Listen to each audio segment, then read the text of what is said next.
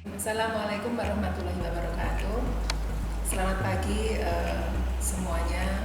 Perkenalkan, saya Selvi Handayani, Wakil Dekan Bidang Kemahasiswaan dan Alumni Fakultas Kedokteran Universitas 11 Maret Surakarta. Nah, pada hari ini kita akan meluncing suatu kegiatan yang disebut sebagai KKN Rekognisi. Jadi KKN Rekognisi adalah suatu bentuk kegiatan pengabdian masyarakat yang nanti akan direkognisi sebagai KKN. Nah, apa yang membedakan KKN ini dengan KKN reguler? Jadi kalau KKN reguler itu dilaksanakan karena untuk memenuhi persyaratan akademik, yaitu dengan 2 SKS. Namun ini adalah suatu bentuk pengabdian masyarakat yang nanti bisa diakui sebagai KKN. Oleh karenanya pengabdian ini harus memenuhi aturan dan tata tertib yang ada pada kegiatan KKN.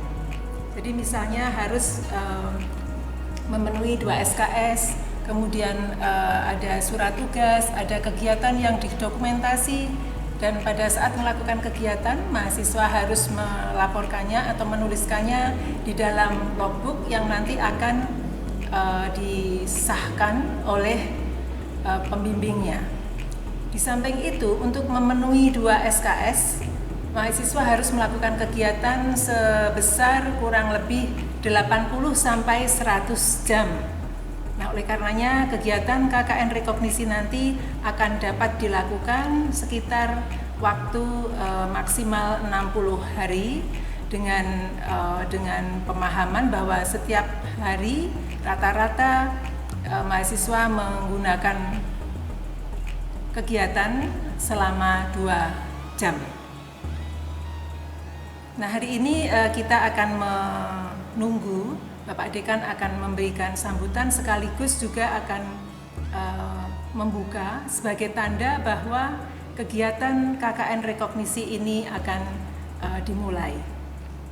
Perlu saya tambahkan bahwa peserta dari KKN Rekognisi ini nanti ada sekitar 88 mahasiswa dari berbagai angkatan 2019, angkatan 2018, dan angkatan 2017, yang mereka semua berdomisili tersebar di hampir seluruh Indonesia.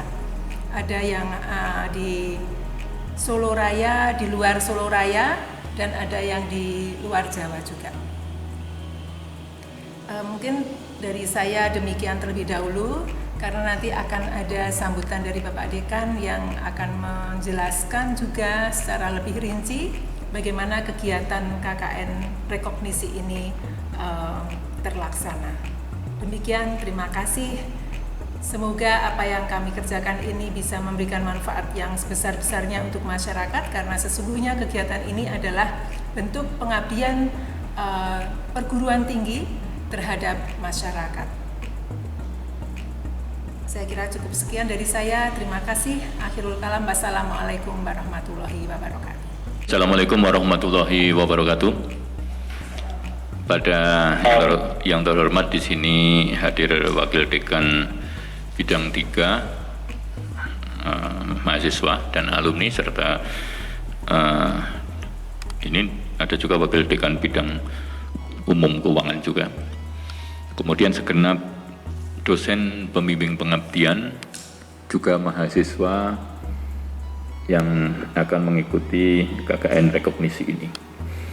Pertama-tama kita ucapkan puji syukur kehadirat Allah SWT sehingga kita bisa berkumpul di siang hari ini.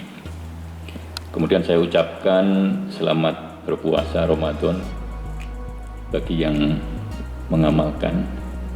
Semoga amalan ibadah kita diterima oleh Allah SWT. Baik, untuk memberikan sambutan ini ya. Jadi ini kan KKN Rekognisi. Awalnya itu saya terinspirasi ketika ada relawan. Ya, relawan dari Dikti. Nah, kemudian di situ ternyata di FKUNS sendiri juga ada relawan yang memang sudah terbentuk ya, yang sudah akan atau mungkin sudah melakukan kegiatan. Ya. Ini dibimbing waktu itu hanya Dr. Andri.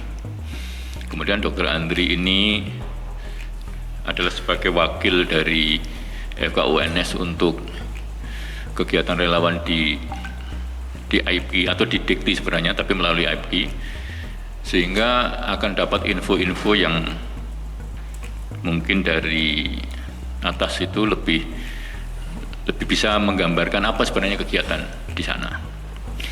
Nah, dalam perjalanan waktu saya ini berusaha untuk, karena saya dimasukkan ke WA group juga di para relawan yang di FKUNS ini. Kemudian saya mencoba untuk menerima masukan. Akhirnya saya angkat masalah ini di rapat pimpinan universitas, rapat koordinasi pimpinan universitas. Nah, di situ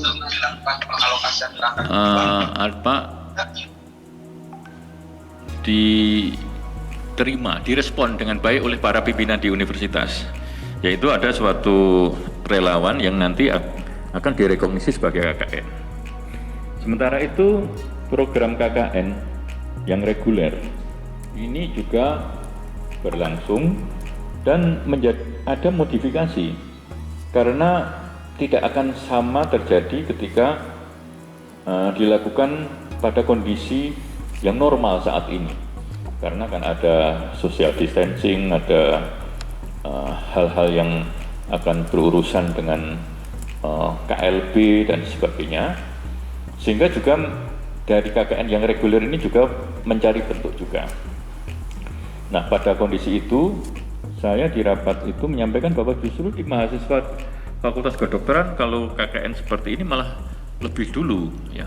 Memang saya di WA grup relawan ini kelihatan memang sudah bergerak juga para relawan di FK. Makanya saya sampaikan di rapat itu bahwa FK ini malah justru sudah jalan kalau KKN yang akan dilakukan seperti di LPPM itu kita sudah duluan.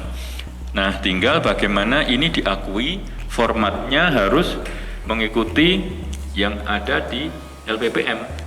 Jadi di situ nanti mungkin dosen pembimbing atau mungkin juga koordinator dari Dr. Andri mungkin sudah ikut rapat bagaimana ini direkognisi sebagai kegiatan KKN.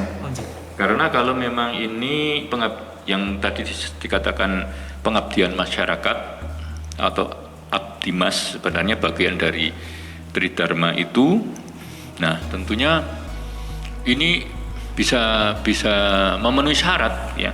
Nanti asal logbooknya bukti kegiatan, logbooknya, dokumentasinya dan outputnya itu serupa sama dengan yang ada di KKN reguler, tentu ini akan memenuhi syarat lah untuk direkognisi. Nah, sementara itu mahasiswa kita yang saat ini itu posisinya itu masih di tempat tinggalnya masing-masing. Jadi ini sudah tersebar, tadi mungkin sudah dilaporkan, ada yang di Solo Raya berapa, yang di Jawa berapa, itu sudah tersebar. Jadi mereka ini sebenarnya sudah dikenal di lingkungan masing-masing. Tinggal bagaimana kami di pimpinan fakultas memberi kesempatan dan mendorong mahasiswa dengan bimbingan dosen, yaitu dosen pembimbing pengabdian tadi, untuk melakukan kegiatan abdimas di daerah domisili mahasiswa masing-masing. Ya. Karena tadi mahasiswa FKUNS sudah tersebar di hampir seluruh provinsi di Indonesia, dan saat pembelajaran ini sebagian besar mereka sebenarnya belajar di rumahnya masing-masing. Nah, jadi maksud dari kegiatan KKN rekognisi ini adalah mewujudkan salah satu tridharma perguruan tinggi, yaitu bidang pengabdian kepada masyarakat. Kemudian tujuan berikutnya membantu mahasiswa dalam menerapkan ilmu pengetahuan sehingga memberi manfaat kepada masyarakat yang terdampak COVID. Kemudian melatih mahasiswa untuk berpartisipasi dan berkontribusi dalam upaya pencegahan dan penularan COVID-19. Kemudian keempat, membantu pemberdayaan masyarakat yang terdampak COVID-19. Jadi ini saya kira cukup baik dari maksud dari tujuan kegiatan ini. Semoga nanti mahasiswa beserta dosen pembimbing pengabdian bisa memberikan sumbangsih yang cukup kepada masyarakat sekitarnya. Nah, kalau ini saya kira cukup. Ini tadi saya diminta untuk melakukan pembukaan acara ini. Maka dengan ini kami selaku pimpinan Fakultas Kedokteran UNS menyatakan bahwa kegiatan KKN Rekognisi FKUNS berlangsung Mei Juni 2020 dengan ini saya nyatakan dibuka. Ya, tepuk tangan. Baik, untuk mengakhiri ini saya kasih satu pantun ya.